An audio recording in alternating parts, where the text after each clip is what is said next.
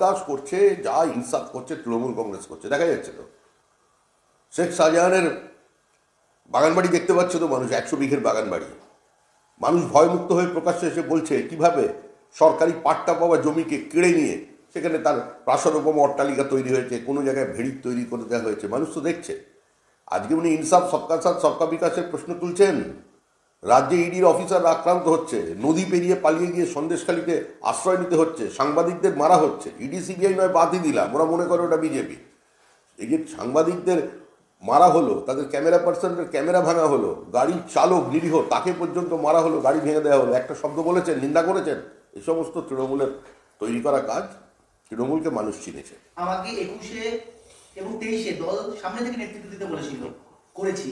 যদি দল চায় 24-এও নেতৃত্ব দেবো। কোথাও নিজের পিসির ওপরই, মানে মমতা বন্দ্যোপাধ্যায়ের ওপরই তার অনাস্থা। ওদের পারিবারিক ব্যাপার, আমরা ওর মধ্যে কথা বলতে যাবো। বিজেপি কারো জানলা দিয়ে উঁকি মেরে কার ড্রয়িং রুমে কি কথাবার্তা চলছে সে নিয়ে কোনো উৎসাহ নেই। মানুষ তৃণমূলকে আলাদা আলাদা করে চেনে না। তৃণমূলের কোনো খণ্ডিত সত্তা হতে পারে না। তৃণমূলের একটাই সত্তা 75-25। তৃণমূলের একটাই সত্তা দখলদারি। তৃণমূলের একটাই সত্তা প্রাতিষ্ঠানিক লুট। তৃণমূলের একটাই সত্তা কিভাবে সমস্ত মানুষের অধিকারগুলোকে বাজেয়াপ্ত করে নেওয়া যায়। উনি যে মানুষগুলোকে 1000 টাকা করে দিচ্ছেন এবং দিয়ে বলছেন করে আমরা দেখাচ্ছি, ওই মানুষের বাড়িতে যে ছেলেগুলো আছে, যে মেয়েরা আছে, যারা শিক্ষিত, যারা তাদের চাকরিগুলো ওরা বিক্রি করে দিয়েছে, ওই পরিবারেরই ছেলেমেয়েরা আজকে ধর্ণা দিচ্ছে, আন্দোলন করছে। যদি তাদের ইস্যুটাকে অ্যাড্রেস করতে পারতেন, এত কাঠখড় পুড়িয়ে টাকা জোগাড় করে আবার দিতে হতো না লোককে। বাংলা থেকে গত 4 বছরে 4,64,000 কোটি টাকা তুলে নিয়ে গেছে মোদীর সরকার, কিন্তু বাংলার মানুষকে ভাতে মারতে প্রাপ্য টাকা দিচ্ছে না কেন্দ্র সরকার। জিএসটি বাবদ যে টাকা কেন্দ্র সরকার নিয়ে যায়, যদি কেন্দ্র সরকারের কথা বলেন, কোটা জিএসটিতে আমাদের এই মুহূর্তে পশ্চিমবঙ্গের কন্ট্রিবিউশন 3.5-এর নিচে, আর পশ্চিমবঙ্গ যে টাকা শেয়ারটা পায় সেটা 7% অনেকটাই উপরে। বলেছে যে বয়স হলে, আজ নবীন প্রবীণ বিতর্কের মাঝে অভিষেক বন্দ্যোপাধ্যায় প্রথম মুখ খুলে বলছেন যে বয়স হলে কর্মক্ষমতা কমে, এখন বয়স্কদের যদি রাস্তায় থাকতে বলি কষ্ট হবে, অসুবিধা হবে। আমার বয়স কম ছিল, রাস্তায় 2 মাস থেকেছি, তাও মমতা বন্দ্যোপাধ্যায়ের নেতৃত্বে আমরা ঐক্যতা লড়ছি, কিন্তু বয়স্কদের কথাও ভাবতে হবে, তারা তো কর্মক্ষমতা কমে যাচ্ছে। আমরা তো দেখলাম মুখ্যমন্ত্রী মমতা বন্দ্যোপাধ্যায় 21 সালে পুরো পশ্চিমবঙ্গে ঘুরে বেড়ালেন পায়ে প্লাস্টার করে। কর্মক্ষমতা কম বলে তো মনে হয়নি, এখন তাহলে কমে গেছে। তো আমরা এসব খবর রাখি না, আমরা চাই উনি সুস্থ থাকুন, ভালো থাকুন। যেরকম মানে ওই এখন একটা ট্রেন্ড উঠেছে না, বৃদ্ধাশ্রমে পাঠিয়ে দেওয়া, ওদের কারা কারা বৃদ্ধাশ্রমে যাবেন, তো যাদের ব্যাপার তারা চিন্তা করবেন, আমাদের কোনো মাথা ব্যথা নেই। ডায়মন্ড হারবার পুলিশ জেলা রাজ্যের মধ্যে 1 নম্বরে শিক্ষা, স্বাস্থ্য, পরিকাঠামো, সামাজিক উন্নয়ন করে দেখিয়েছে ডায়মন্ড হারবার। পারলে ডায়মন্ড হারবারকে মডেল অনুসরণ করে দেখান। বিরোধীদের চ্যালেঞ্জ অভিষেকের। উনি হওয়ার সঙ্গে চ্যালেঞ্জ নিচ্ছেন, নেবেন।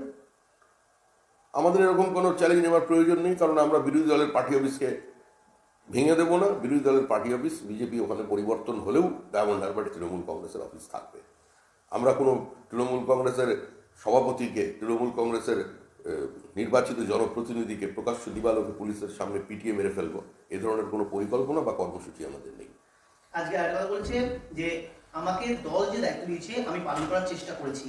অনেকে বলছে নবীন প্রবীণ দ্বন্দ্ব, কোনো দ্বন্দ্ব নেই, দল ঐক্যবদ্ধ। মমতা ব্যানার্জি শেষ কথা। মানুষের কাছে জানে মানুষ তৃণমূল কংগ্রেস ঐক্যবদ্ধ।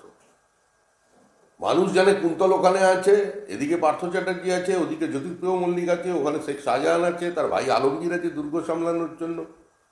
মানুষ জানে একদম সাগর থেকে পাহাড় পর্যন্ত তৃণমূলের প্রাতিষ্ঠানিক লুট বিদ্যমান। একদম এই ব্যাপারে তৃণমূল অত্যন্ত ঐক্যবদ্ধ। আশা করি রাজ্য সরকার বাধ্যকতা দেবে, যদি সরকার নাও দেয় আজীবন এই ভাতা পেয়ে যাবেন, কারণ আমি রয়েছি। আনন্দের কথা। আমরা তো বলছি যাদের বার্ধক্য ভাতা দিচ্ছেন তাদের বাড়ির যে ছেলে মেয়েগুলোর চাকরিটা তারা চুরি করেছে, বিক্রি করে দিয়েছেন, সেগুলোর উনি ব্যবস্থা নেন। একবার তো মিটিংও করলেন, 2বার মিটিং করলেন, কিছু তো হলো না ব্যাপারটা।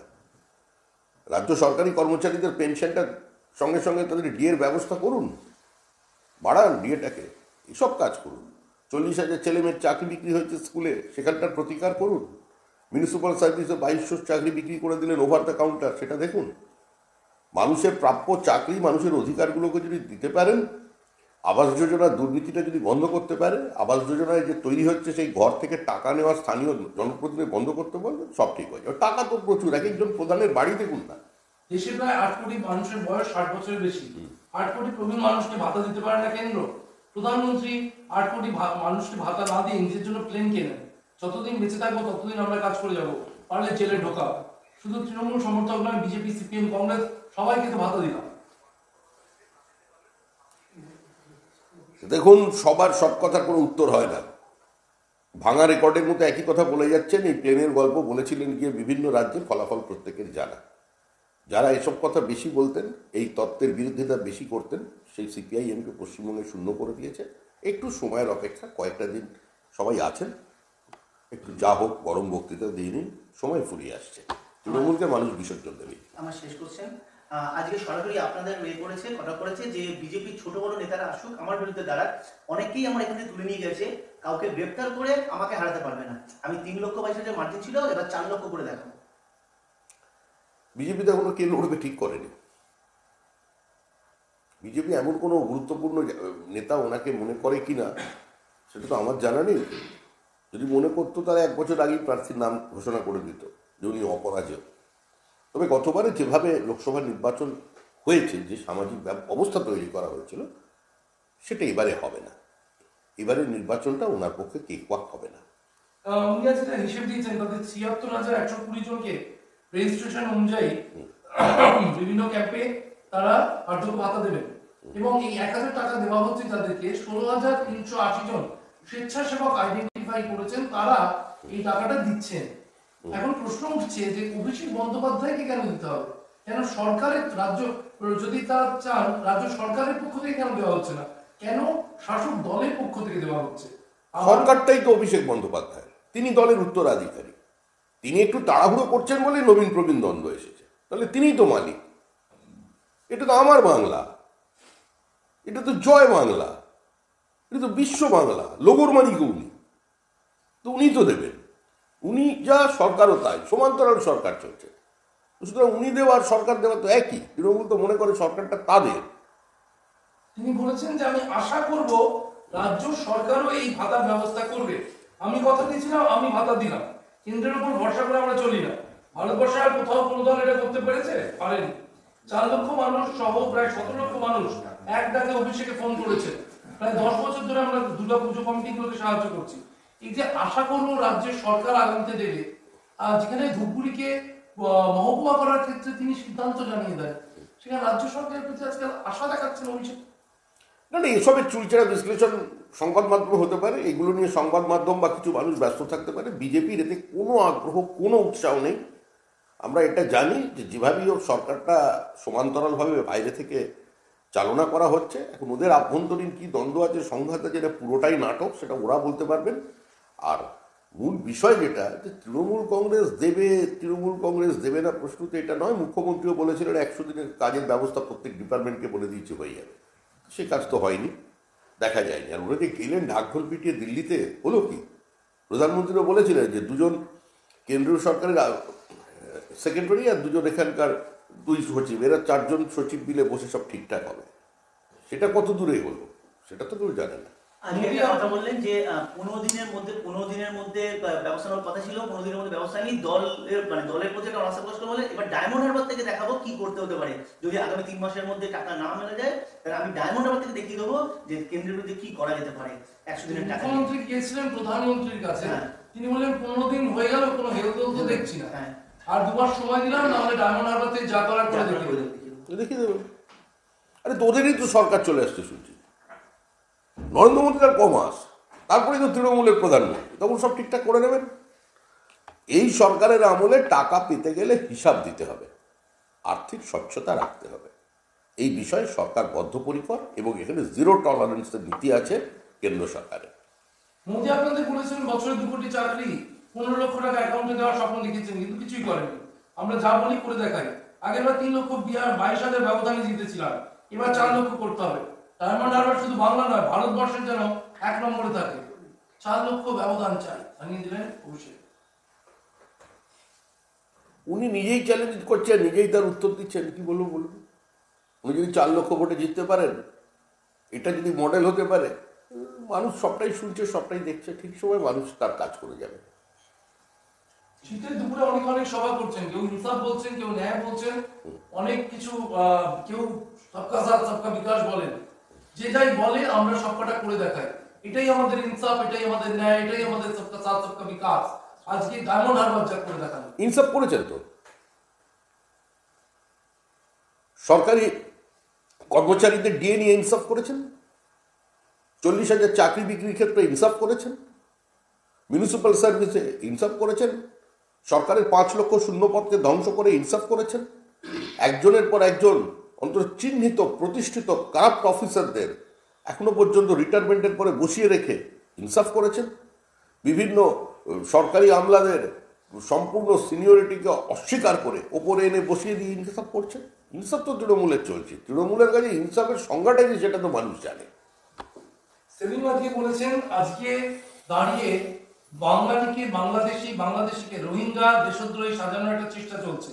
ভবিষ্যতে কুড়ি ফুটছে, ফুটবে, বিকশিত হোক, আমরা সবাই মালিক কাজ করবো, সার দেবো, জল দেবো, পঞ্চায়েতের ট্রেলার দেখিয়েছি, লোকসভায় ফাইনাল দেখাবো। जब पानी सर के ऊपर चढ़ जाता है अच्छे से अच्छा गांधी भी भगत सिंह बन जाता है বলছেন সেলিম সিং। সংখ্যালঘুদের মধ্যে একটা উত্তেজনা, উদ্বেগ সবকিছু মিলিয়ে মিশিয়ে তৈরি করতে চাইছেন। মোহাম্মদ সেলিম হচ্ছে রোহিঙ্গাদের পক্ষে। শাহজাহান রোহিঙ্গাদের নিয়ে এসে ওখানে বসিয়েছে, প্রকাশ্যে তাদের জন্য দানপত্র রেখে দিয়েছিল রাস্তায়, সেটা সারা ভারতবর্ষে সংবাদ মাধ্যমে প্রকাশিত হয়েছিল, ওইটার পক্ষে উনি। বাংলাদেশ থেকে এপারে যে মুসলিম অনুপ্রবেশ হয় সেটার সমর্থক মোহাম্মদ সেলিম। ওপার বাংলায় গিয়ে উনি এখানে যত বিবৃতি দিচ্ছেন, একবার গিয়ে ওদিকে বলুন না ওখানকার সংখ্যালঘুদের জন্য কিছু করা। ওখানে সংখ্যালঘুরা যে প্রতিদিন আক্রান্ত হচ্ছেন, ওখানে একটার পর একটা মন্দির যে ধ্বংস হয়ে যাচ্ছে, একবার যেহেতু বলুন না মোহাম্মদ সেলিমকে গিয়ে ওখানে সংখ্যালঘুদের পাশে দাঁড়াতে। উনি এই মৌলবাদের সমর্থক, উনি ওনার দলটাকে অর্ধেক মৌলবাদী ছিল, উনি পুরো মৌলবাদী বানিয়েছেন। ওরা পূর্বপুরুষরা দেশ ভাগ করেছে, উনি এখন বাংলা ভাগ যাতে হয়, এখানেও আরেকটা যেন ধর্মীয় রাষ্ট্র গড়ে ওঠে, সেই গাছের গোড়ায় মোহাম্মদ সেলিম জল দিচ্ছেন। ওর লক্ষ্যটাই হচ্ছে এখানে সংখ্যালঘু ভোট ব্যাংক তৈরি করা, সংখ্যালঘুদের দিয়ে সংখ্যাগুরুদের উপরে আক্রমণ করানো, আর গীতা চণ্ডীপাঠের উপর অশ্রদ্ধা তৈরি করা। উনি এগুলোর বিরোধী, উনি মনে প্রাণে ভারতীয় সংস্কৃতি, হিন্দু সংস্কৃতির বিরোধী, উনি মৌলবাদী শক্তির সমর্থক। আপনারা মণিপুর দেখতে পাচ্ছেন সেলিমের মতে, আপনারা মণিপুর দেখতে পাচ্ছেন যারা নির্বাচনের আগে বালাকোট দেখিয়েছিল, যারা সার্জিক্যাল স্ট্রাইক। আরে ভাই, সবই তো রাহুল গান্ধী সুরে কথা বলছেন। जब चौकीदार ही चोर होता है तब ये सब होता है সেলিমের দাবি। নরেন্দ্র মোদী কি, নরেন্দ্র মোদীকে দেশের মানুষ কি চোখে দেখেন, বারবার সেটা প্রমাণ পাচ্ছেন। এত হারের পরেও, মানুষের এত প্রত্যাখ্যানের পরেও আজকে মোহাম্মদ সেলিম এসব বলছেন যে ছড়িয়ে দেবেন। 5 ডিং হতে পারে না, 5 ডিং হবে। মীনাক্ষী বলছেন আজ কারা যাবে পার্লামেন্টে 2024-এ? 2910 কিলোমিটার হেঁটে যারা তেজ দেখিয়েছেন তারা যাবে, নাকি ভোটের সময় ঠোঁটে লিপস্টিক দিয়ে যারা আপনাদের সামনে ঘুরতে আসেন, আপনারা দেখে ভেবে নেন আসমান সে আয়েগা কোই ফেরিস্তা, আর পরে দেখা যায় চাকরি চুরি করে, গরু পাচার করে ওই দলের নেতারা কম্বল পেতে জেলে শুয়ে থাকছেন, তারা যাবে। ওরা কোনো নাসার বিজ্ঞানী হতে পারে না। বক্তব্য মীনাক্ষী। কারা যাবে? 2910 কিলোমিটার হাঁটছে যারা, তেজ আছে যাদের, তারা, নাকি লিপস্টিক মেখে যারা আসছেন ভোট চাইতে আসমান সে আয়া কোই ফেরিস্তা, তারা যাবে? দেখুন, বয়স কম, বক্তৃতায় অনেক কিছু বলা হয়, আবেগ থাকে, উচ্ছ্বাস থাকে। এত বড় সভায় প্রথম বক্তৃতা করছে, বলে ফেলেছে। তবে মনে রাখা উচিত এটাও, যে প্রফেশনেই থাকুক না কেন, লিপস্টিক লাগালেই কিংবা একটু ভালো সাজগোজ করলেই কারোর প্রতিভা খাটো হয়ে যাবে, কিংবা খুব সাদামাটা করে ইচ্ছা করে সেজে থাকলেও তার প্রতিভা, রাজনৈতিক প্রজ্ঞা উপর দিকে যাবে, এটা মনে হয় ঠিক নয়। আরো একটা দ্বন্দ্ব আজকে দেখা গেল যে সময় দাঁড়িয়ে গত কয়েক সপ্তাহ ধরে তৃণমূলের মধ্যে নবীন প্রবীণ দ্বন্দ্ব চলছে। আজকে কৈলানের এই ডায়মন্ড হারবারের সভা থেকে দেখান অভিষেক বন্দ্যোপাধ্যায় তিনি প্রবীণদের বার্তা দিলেন। উল্টো দিকে ব্রিগেডের মাঠ, আরেক রাজনৈতিক দল, সেখানে দেখা গেল সেলিম, বিমান বসু তারা থেকে গেলেন অন্য মঞ্চে, ইউআইএফআই নেতৃত্ব তারাই থেকে গেলেন মূল মঞ্চে, এবং বার্তা দিয়ে দেওয়া হলো এই ব্রিগেড বিমান বসু নয়, মোহাম্মদ সেলিমের নয়, এই ব্রিগেড ইউআইএফআই এর মীনাক্ষী মুখোপাধ্যায়। কার্যত এবার কি যে পক্ষ কেশের বৃদ্ধতন্ত্রের বামেদের বা সিপিআইএম এর যে দল, সেখানে কি এবার নবীনদের প্রবীণদেরকে জবাব দেওয়ার পালা? সিপিএমের ব্রিগেড তো দেখলাম, মাঠে পক্ষ কেশ কেন? ডিওয়াইএফআই এর সমাবেশে তো পক্ষকেশীদের আধিক্য, মঞ্চের ওপরে তারা ছিলেন, ওখানে ছিলেন। যাই হোক, একটা দলীয় সমাবেশ, তারা তাদের মতো করছেন, প্রত্যেকের অধিকার আছে বলার, সমালোচনা করার, সবই তারা করছেন। তবে আপনারা এই বিতর্কে নিয়ে বিজেপির কোনো উৎসাহ নেই। আপনারা এগুলো, আমি আবার বলছি, মদন মিত্র, ওই এখন আবার উনি নবীন না প্রবীণ কোন দলে জানি না, আমাদের তাপস দা বা আরও যারা আছেন, ফিরাদ হাকিম, ভেতরে যদি যোগাযোগ করতে পারেন, পার্থ চট্টোপাধ্যায়, জ্যোতিপ্রিয় মল্লিক, এরা উত্তর দিতে পারে। নবীন প্রবীণের বিষয়ে বিজেপির কোনো উৎসাহ নেই, এমনকি বিশ্বাস করুন মানুষেরও বিন্দুমাত্র উৎসাহ নেই। বলছি, আমার একটা ছিল অনেকক্ষণ ধরে বলতে পারছি না, ডায়মন্ড হারবারে যে কেউ দাঁড়াতে পারেন, বিজেপির ছোট বড় যে কেউ দাঁড়াতে পারেন, তখন যেন বলবেন না নমিনেশন দিতে পারেন, আমি সাহায্য করবো নমিনেশন দিতে। কিভাবে পঞ্চায়েতের নির্বাচন হয়েছে ডায়মন্ড হারবারে মানুষের জানা। তিনি যে মানুষের প্রার্থী করবেন বলে 3000 পুলিশকে সঙ্গে নিয়ে যাত্রা করেছেন গোটা পশ্চিমবঙ্গ, সেটাও মানুষ দেখেছে। তার ব্যালট বাক্স, পিচবোর্ডের ব্যালট বাক্সটিকে শেষ পর্যন্ত অক্ষত বা রক্ষা করা যায়নি, সেটাও উনি জানেন। শেষমেশ ব্যালট খেতে হয়েছে। আমরা ব্যালট বক্স জলে, নর্দমায়, নদীতে পড়তে দেখেছি, এবং সর্বশেষ বিডিওকে দিয়ে লুট করিয়েছে। তারপরেও যখন হয়নি, তখন পুলিশ অফিসারদের কাজে লাগিয়ে মিথ্যা মামলা দিয়ে নির্বাচিত জনপ্রতিনিধিদের তুলে নিয়ে এসে আজকে তারা বোর্ড গঠন করেছে।